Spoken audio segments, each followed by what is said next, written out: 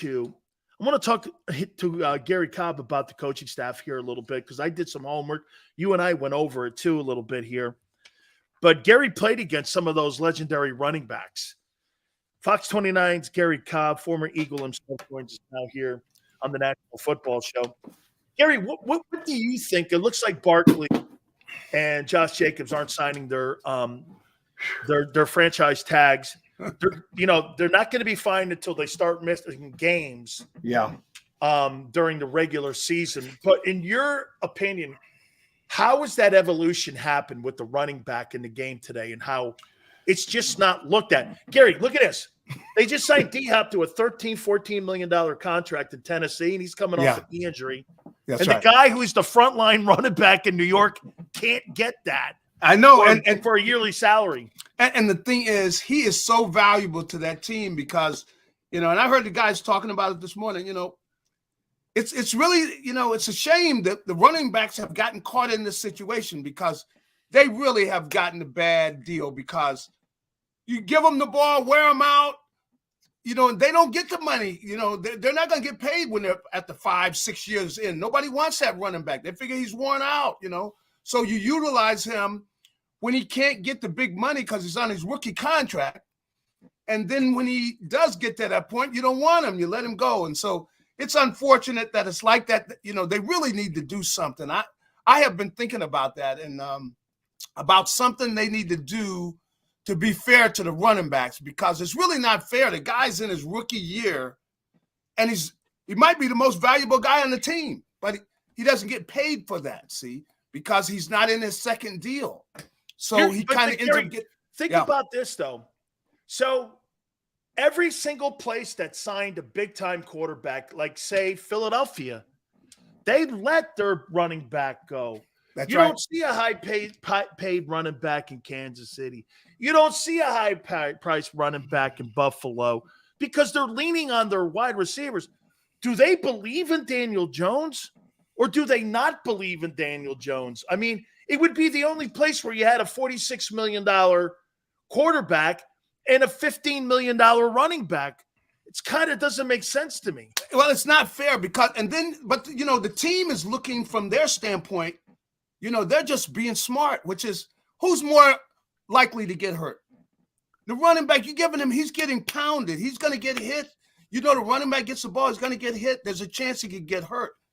But, without Saquon Barkley, the Giants are not in the playoffs. Are you kidding me? Because really, Daniel Jones is not – I don't see him as a marquee quarterback. Come on, what do you have? 15 touchdown passes? He could run a little bit, but, he's not a marquee passer that you say, well, we're going to put the ball in Daniel Jones' hand and let him march us down here, and he's going to pick everybody apart. No. That's not his skill. He hasn't shown that, not yet. Maybe in the future he shows that.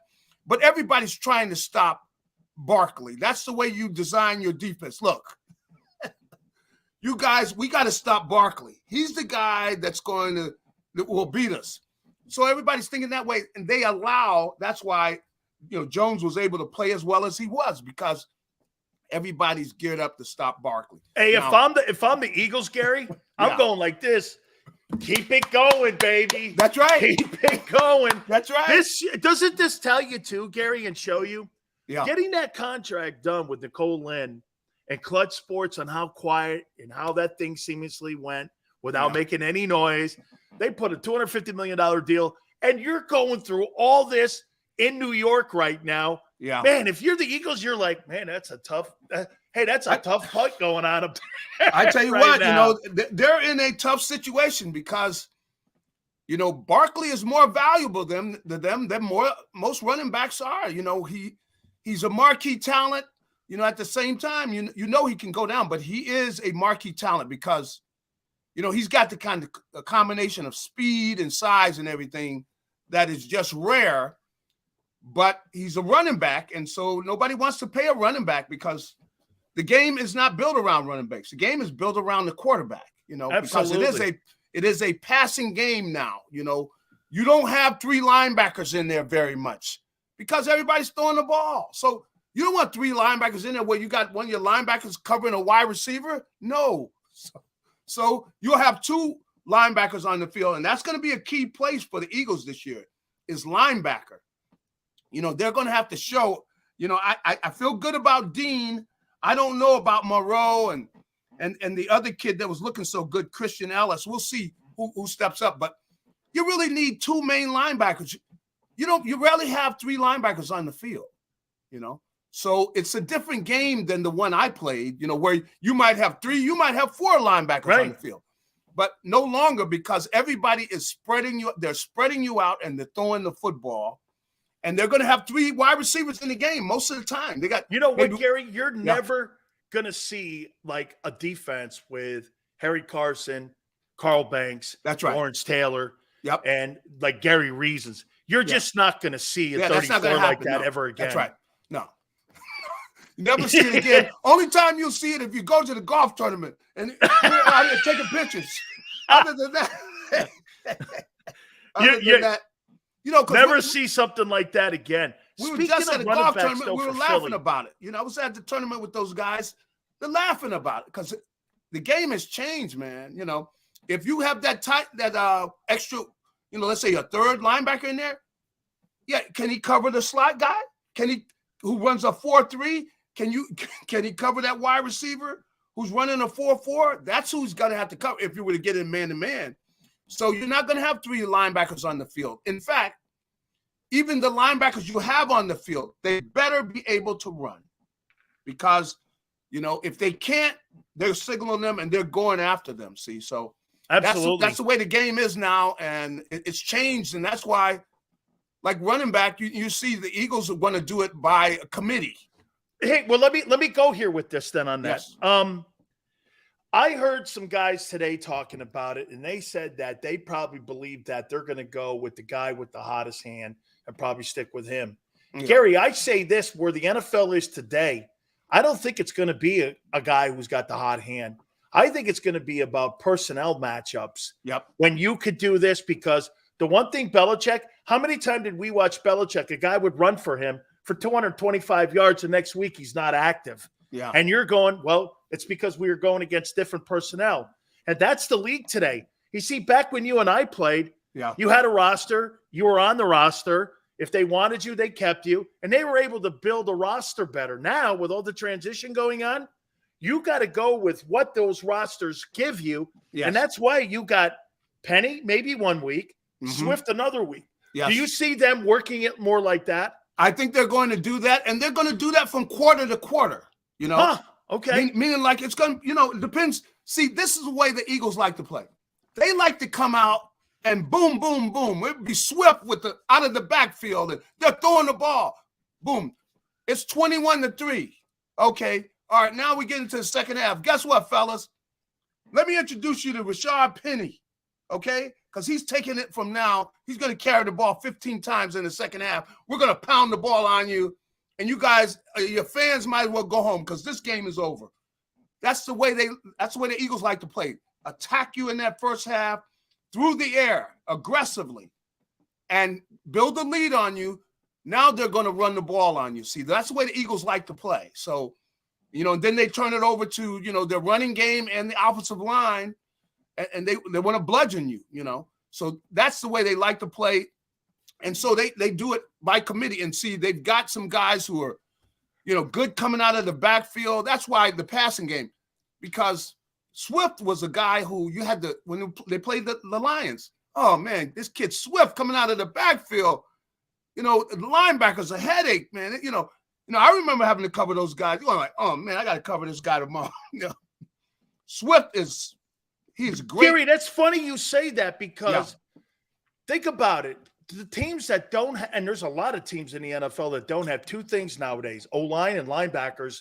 When you get a player like Swift out in space, and look at what the Eagles even have. Boy, Swift versus our linebackers, I'm taking Swift over our linebackers because I think he's a mismatch versus our guys. That's right. Well, I was looking at when they were trying to cover him in the offseason. You're going like, man, this guy is a headache. Even the Detroit game. That's right. He had a big game against the Eagles. He's patient. See, this is the thing. This is the kind of running back you don't like. Most of them They'll go out there. They don't even give you a chance to take the bait on a fake. They're running it so fast. He's not like that. He's going to go out. He's going to give you a chance to take bait on the fake inside. Then he's coming back outside, or he's going to try to beat you inside. And, he runs that way too, which gives his linemen a chance to do their job. So the kid is patient. So, and then he's got that burst where all of a sudden, then he's gone, man. And he's not a little guy. So he's not like a little guy where you're going to tackle him with one arm or anything. You got to get him. So he is going to be more trouble for people because you're already worried about A.J. Brown. You're worried about, the tight end Dallas Goedert. You're worried about Devontae Smith. You're thinking about all these guys. And then you go, oh, no, it's a screen. Oh, no, this guy's terrible on screen. I've been looking at tape on him. He's patient. See, that's a big thing. A lot of times it's hard to teach a back. Take your time. I never thought Miles Sanders was patient. No, he wasn't.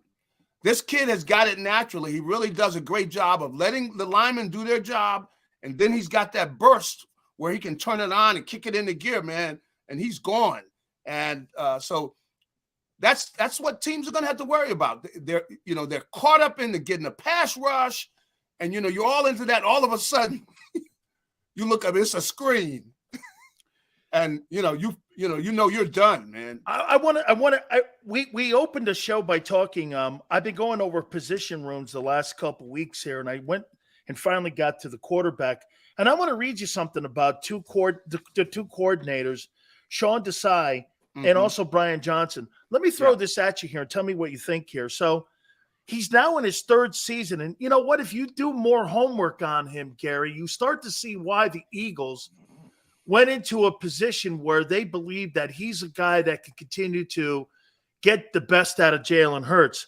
Yeah. So he was the quarterback coach in 2021 and 2022. He was the Gator coach and offensive coordinator for Dan Mullen in 2018 and 20 at Florida.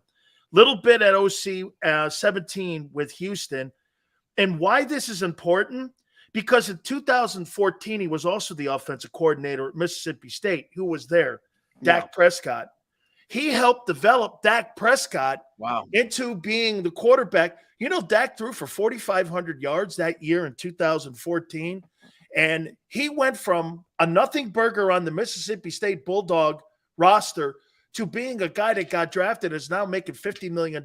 So, Gary, at the end of the day, here's a guy with someone on his resume and ledger that has developed a player like Prescott. And maybe this is one of the things and one of the reasons why he was instrumental in helping Jalen and his evolving into what we saw. So, hey, this is better than I thought if you do the homework on him. Well, and then you've got Nick looking over his shoulder too. See, Nick is not calling every play, but he's responding. You can believe every time they give up the ball, hey, let's think about this. Let's think about maybe we can work this in. So he's involved, he's sitting there, he's listening to everything. But he's got his hand on everything. So he's still there. And his personality is going to come through with what they call, see, because he's influencing the coordinator. And then the big thing about, Brian is his relationship with Jalen. See, he's known him since he was just basically a baby. Because he played for his dad and everything. So their relationship and the fact that he can push him, he knows what to say to him, to keep him going. And, Jalen has got the great, self. It's constructive, not destructive when he's talking to him. That's right. But he's communicating with him. He knows what he likes. He's getting his input, and a good offensive coordinator is in his quarterback's head. What do you like you look at these play, what do you like? He gets to know what you like. Before the game, he knows, hey, I like this against this. I like this. So he's going to have Jalen's personality in this because, of course, he's such an important part of their offense because of both the passing game and the running game. He's got a hand in it. So I think they did a great job. But what they're going to do is they've got Brian Johnson stepping in. He had a hand in everything already anyway. So, and then you've got Nick still looking over it. So offensively, I feel good about what they're going to do because they already have a blueprint of what they like to do. and they're going to continue advancing, and they're getting feedback from Jalen. You got a guy that can communicate with Jalen and everything. So I feel good about what they're doing offensively, and I feel confident that they're going to be able to continue on a roll. Defensive is where, there's a question mark. Let me, but tell me if this puts you a little bit more at ease here. So some of the folks, and I talked to Dan Quinn and a couple of the guys, Bradley, who was up at Seattle when the Legion of Boom was being made, and Pete Carroll's Sean Desai has such a great knowledge of 34-43 nickel package bear fronts, and he really is a guy who's creative at putting schemes together. Listen to this background a little bit here. Yeah. So he was an assistant up, as I said, to the head coach, not the DC in Seattle, but from 2013 to 21, Gary, he was in Chicago, and he was the defensive coordinator in 2021 in Chicago. They were 4th in sacks and 6th in total defense. So when I hear 6th in sacks or 4th in sacks and 6th in total defense, does that mean to me or to you that you think they'll be a tad bit more aggressive than what we saw a year ago because he believes in bringing perimeter pressure? Well, I know he likes that bear front. And that's something they were utilizing this year too, that bear front, which is a 5-man front. Yep. Because you got 2 outstanding pass rushers coming outside. And what this does is this puts a lot of pressure on the offensive line because, hey, you get no help, buddy. You got to block that guy. Most of those guys, they got to block their guy. And so you got one-on-one situations. And if any of them get beat inside, the play is just about over because it's going to be tough for the quarterback to do anything if the center or the guards, if they don't make their block well, they're in trouble. And the Eagles have enough pass rushers to where that's a good pass rush scheme because it puts everybody one-on-one, the offensive line for the most part. It shows though he's had success. That's right. It does show he has had success, and he's got a feel for the NFL game and how to rush the passer against him. That does say that, and that's a good thing. And that's probably why, one of the key reasons as to why they went ahead and signed him. Absolutely. I want to ask you, he's had that success. You've been here since Jim Johnson was here. Is Jeff Stoutland the best position coach the Eagles have had under Jeffrey Lurie's tenure? I would have to say, yeah. That includes Jim Johnson. That includes Jim Johnson, even though, Jim Johnson was outstanding. But yes, Stoutland, I mean, year after year, the quality. And Hall of Fame talent, Gary. Hall of Fame talent. The guys that were taken in the 6th, the 7th. We're not talking about 4th pick in the draft like Lane, who's gone on for great things himself. Yes. But dude, he's working guys. That's right. No matter where you're drafted, you got a chance of getting paid here. The way he drafted, the way he's developed Mayalata. Come on. Right there. You're going this kid was playing rugby. Unbelievable. And the way he's developed them, and he's getting better every year. He's still getting better, and even the veterans. And the way that they have a mindset of doing their job and the mechanics of it, and the kids are so caught up in it with the detail that this is the way you want your offensive line. You want these guys thinking about getting better and being precise and being we're consistent. See, that's a big thing they're looking for. They're looking for consistency, and you got guys that are Pro Bowlers that are still pushing themselves to try to get better. Stoutland, the guy's doing a great job. One of the absolute best. I got 2 guys left here. Tell me this on Michael Clay special teams. Outside of Jake Elliott, Gary, they're not very good at covering punts. They're not very good at punt return. They're not good on kickoff return. They're not good on the kickoff team. Hey, how does he keep a job? He's been there 3 years. Is it because they're not giving him the personnel? I guess you have to say on that. I tell you, when they re-signed him, I'm going, whoa. Me too. What? I'm shocked. If anything, I look at and say, not good. Special teams, man. You know, really, there's not a unit outside the field goal team, Gary. That's good. I looked at it and I said, if there's any way that they lose, this is going to be reason why. Yeah. And you know what?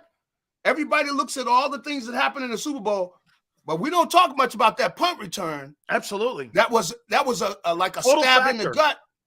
But and was anybody surprised that the special teams eventually let us down? Because they were mediocre and poor all year. That's the one part of the team which you look at and you say, really, when you think about it, man, they got to get better than that. And you know, I was surprised, you know, when right away they like he was one of the first guys to get re-signed. I'm going, man, he got a good agent. Yeah, well, I'm like this. How did that guy was one of the first moves that they made in the offseason? Finally, Gary, look at this one here. What I thought was funny, because I went on the Eagle website and I thought this wording was funny. Senior defensive assistant. Now, I looked at that and I said, okay, to who? Desai or Nick? Who does he answer to? Okay. Because sometimes if you go on other websites, senior defensive assistant to Dan Quinn. Yeah. And it's labeled that way for a reason because of the hierarchy that you have on defensive coaches. Yeah. That you're a special assistant to Dan Quinn. Okay. If he's a senior assistant, defensive assistant, who does he answer to? Does he answer to Desai or does he answer to Nick, in your opinion? Well, he's probably going to be answering to Nick. And I would think, I mean, because if you bring him, you're bringing him in. I mean, it would be good if him and Desai, you know, got on the good kind of communication and everything. Absolutely. But it seems like, but I can't really say. It's a weird, Gary. Isn't it the weirdest thing they've done in the offseason? That's weird. You better believe it's weird. And don't think guys are not looking over their shoulder. You know, come on, man. You know, Desai is going. Where's he? Where is he in our locker room? Like, where's he fit in? That's right. Where's, you know, what exactly is he doing? You know, right? What's his job? What's his job again? Yeah, I mean, it's so vague. I know. But to this point, Gary, yeah, defensive coordinator in New England from 2012 to 17. Listen to this resume. Yeah, 2 Super Bowls, 3 AFC championships, 6 AFC East championships as D coordinator. Yeah. I mean, that guy's not answering to Sean Desai. But see, you know, but you got to always look, though. You got Belichick up there. And Brady. You know? I mean, well, Belichick, though, but come on, Belichick is a defensive guy. That's right. So what you're doing is... So you're saying like he's an Eric Bieniemy in New England, like Bieniemy was to Andy Reid in Kansas City. Where did he have his success? Did he have success after he got out from under him? See, so I gotta look and say, man, yeah, you're doing all that, but Belichick, maybe we will, you know, we have to have this, you know, he's coming in there making corrections, making sure you got it right. You know he is. Hey, when you left out of there, you know, come on, so Gary. Hey, you wet the bed after you got after you got out of there. Hey, Gary, so like Matt Patricia has a defensive, you know, he's got the defensive like twists and stunts and shit, and we get him on Wednesday, right? Yeah. Come Friday, Belichick is doing this, right?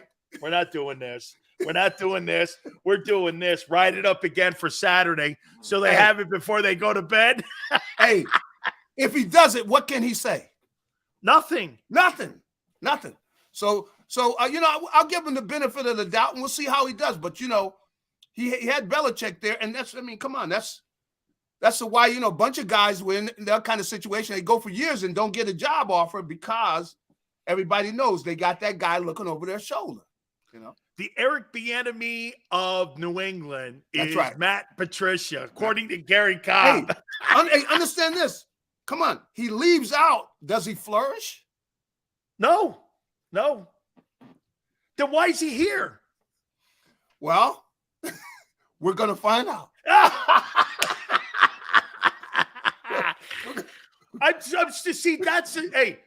Okay, you're right. He sucked in Detroit when he had his pencil behind his ear and he was making bombs or something. I don't know what he is. Yeah. And now he's here.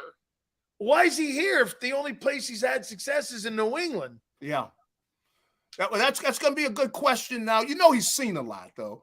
And maybe this is maybe where he's a good singer, could go on the album with the old lineman. I don't know. Hey, he's going to get his shot, and he knows, hey, that you know, here in Philly, you know, everybody's watching. Yeah. Well, you know, he could always hang out with Embiid and go, hey, you know, if I'm not going to win here, I could win somewhere else. See, hey, Gary, that's probably going to go over well, isn't it?